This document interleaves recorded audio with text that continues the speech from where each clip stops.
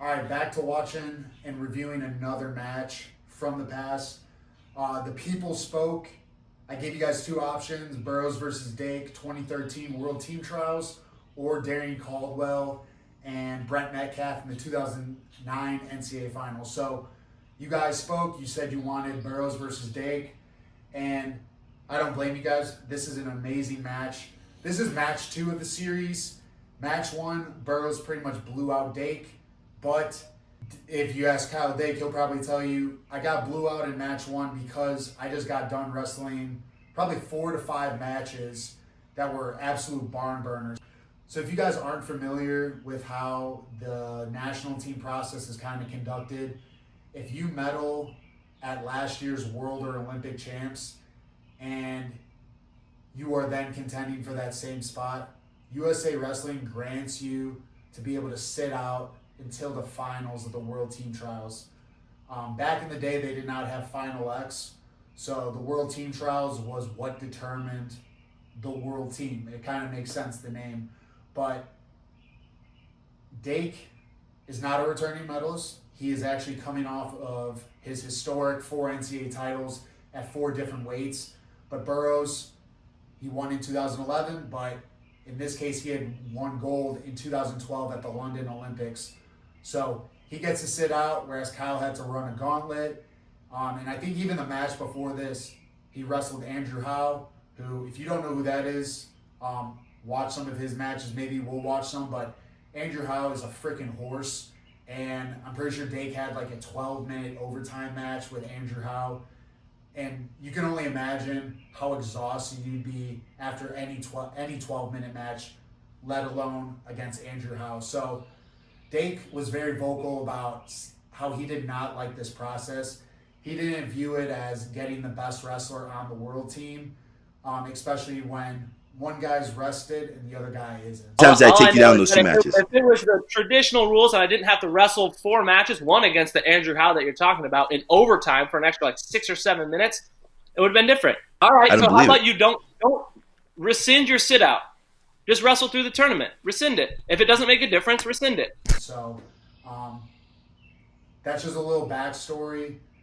This is the start of a long rivalry. And honestly, until recently, it probably spanned from 2013 all the way to 2023, 2024, where Jordan still had the aspiration of making a world team spot at 74 kilograms. So match 2, Jordan blew out the first one. And you're going to notice very early on, Dake assumes this very low stance, arm down, butt low to the mat. And he does not want to wrestle from distance here. He wants hands on. He wants to stay in this defensive position to basically neutralize Jordan's best shot, which is that blast double. Burroughs with the attack. And you gotta assume we're going to see Kyle Dake stay low. As low as you can. And you see, after every reset, Dake level checks, makes sure that he's in that good stance before the ref blows the whistle. Jordan, nice little misdirection, snap down to the mat, goes to the opposite ankle, gets a point. In this rule set, I know we talked about the 2011 rule set, but push-outs are a point, takedowns are now 2 points, and then feet to back is 3. So there is value in only giving a push-out versus giving up a takedown. Dake being heavy, really trying to wear on Jordan. Like I said, he doesn't want separation. He wants to stay as close as possible. I gotta quit with the bad jokes. 1-0, 2:05 on the clock.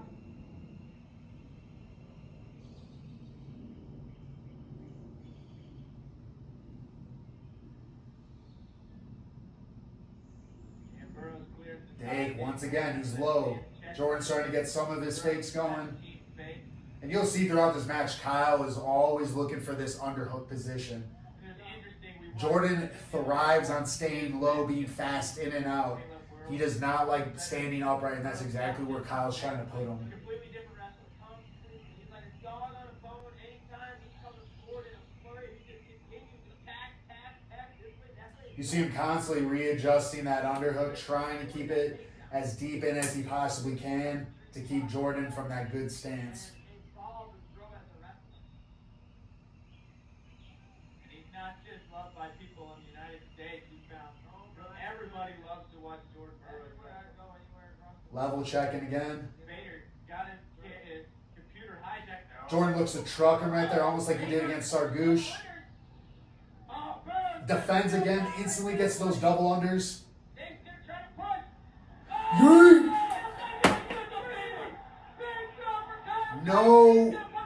No regard for Jordan at all. He knows that he got blown out in match 1. He knows that he is the underdog in this series. And, dude, that is just letting it fly. That is literally the best definition of letting it fly. You see, Dake was throughout the match, you start seeing him look for those underhooks, all right? He's getting Jordan out of his position. And that's an amazing sequence, all right? Dake gets caught on his knees. Jordan tries to do what he did to Sargouche in the last video that we watched. Lower the head, truck it. Even though Kyle's a little bit out of position, he's still anticipating it. Does a great job of down blocking, defending. He gets to his double unders again. Jordan separates. And Jordan, he is so annoying with his offense. He's always looking to score, especially out really early in his career. His output was crazy. But you see again, instantly goes blast double from distance. Dake again stops it, gets to his double unders, and he knows that he's on the edge, all right? When you're on the edge, you're a little bit more free to send it because worst case scenario, say you go for a big throw and it doesn't pan out, you're out of bounds now, all right? That's worst case scenario. Dake knows where he is. He knows the overall situation of not only this match, but where he stands in the best of 3, and that is him sending it. I don't think throughout Jordan's entire career he's ever been launched like that, all right? Dake probably has that title on Jordan in terms of being one of the few guys to get a big amplitude throw like that. That's almost like the USA Wrestling logo right there. So, amazing sequence from defensive perspective for Dake, and then also from his offense. Just absolutely yeeting the legend, Jordan Burroughs.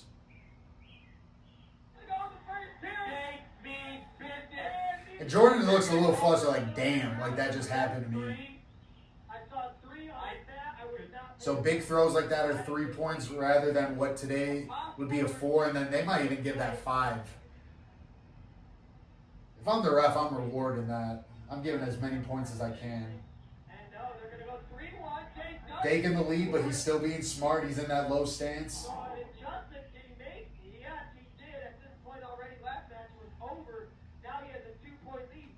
Announcers are just talking about the adjustments that he's already made from getting teched in a very short amount of time, period 1, to now being up 3-1 on Jordan.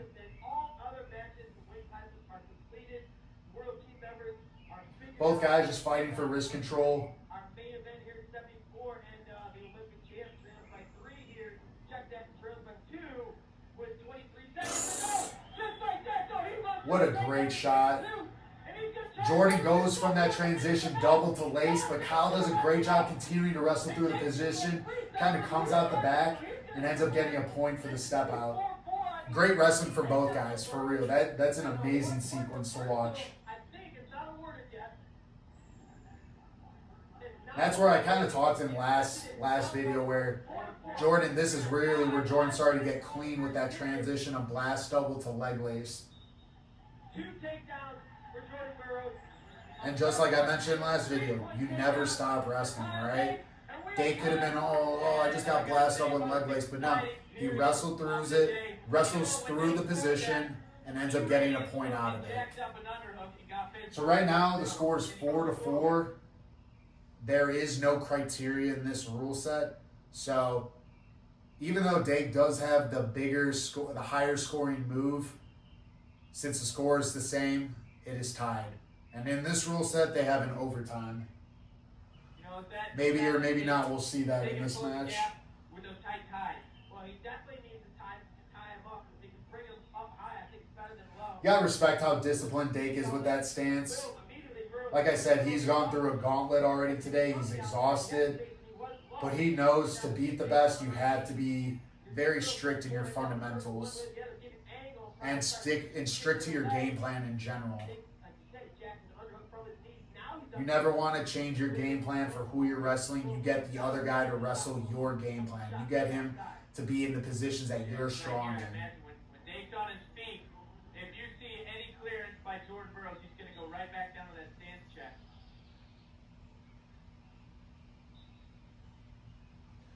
Freestyle and folk style, they're not the fan of that one knee down on the mat. They say that you're avoiding action. And I get both sides of it. I think it's great defensively, and there is offensive options that you have with it, but I do get the sentiment of it slows things down, and at least in freestyle, they're always incentivizing the wrestler to score as many points as possible. So that's why that ref kind of gave Dake that warning. Dake does a good job stopping the sweep, and once again, his re-attacks are on point. Starts taking Jordan to the edge, and he looks for that big throw again, but Jordan is smart, bellies out, goes dead weight. He knows, good adjustment from Jordan, he knows that Dake is dangerous and willing to fucking just send it, so. Great adjustment for Jordan.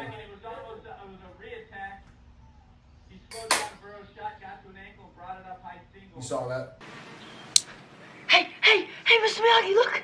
You beginner luck.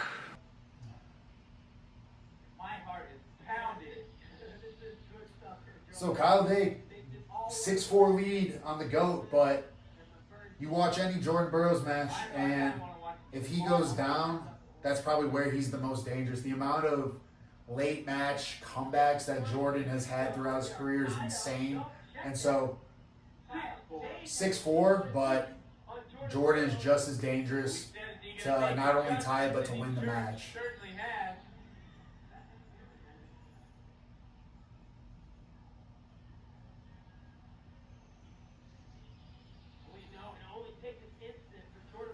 Burroughs looking to clear those ties. Like I said, he wants to work from distance. Shot deep in on it. Turns the corner, is able to get that takedown. Dake doing a good job adjusting on bottom to defend against Jordan's parterre. What if we talk overtime? Like, how many minutes does Dake wrestle today against superstars? Did you wrestle anybody that's not an NCAA champion? No. Everybody he wrestles an NCAA champion. So, what the announcer just said, I keep referring back to how Dake has gone through a gauntlet to get to here.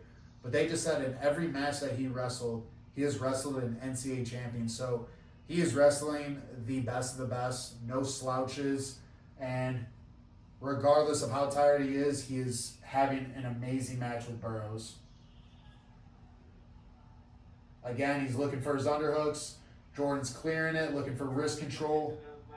30 seconds to go here in regulation. We are tied at 6. Burroughs and Dake. World Team Child Finals. Expect a sprint from both guys late. Jordan checks the clock. Again, he looks to take that shot from his knees. No go. Now Dake coming back with an underhook. 10 seconds to go.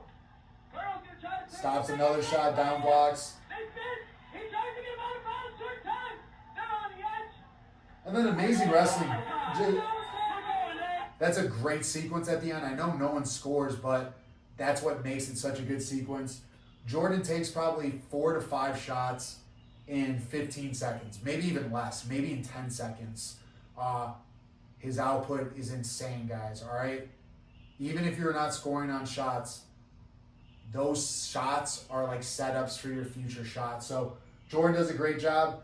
Kyle does a great job of knowing that he's in danger, almost going out of bounds. He circles. He puts Jordan on the edge. Jordan does a great job switching from offense to defense. He circles his feet.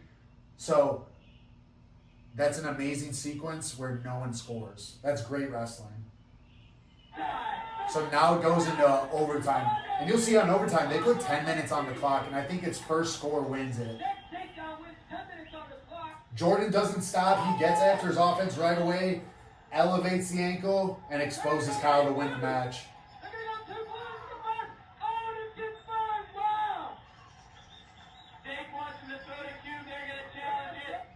They end up challenging it, but The call stands. Jordan wins, and he wins their first best of 3 series, and they've probably had 5 in current day. So this is the start of a legendary rivalry.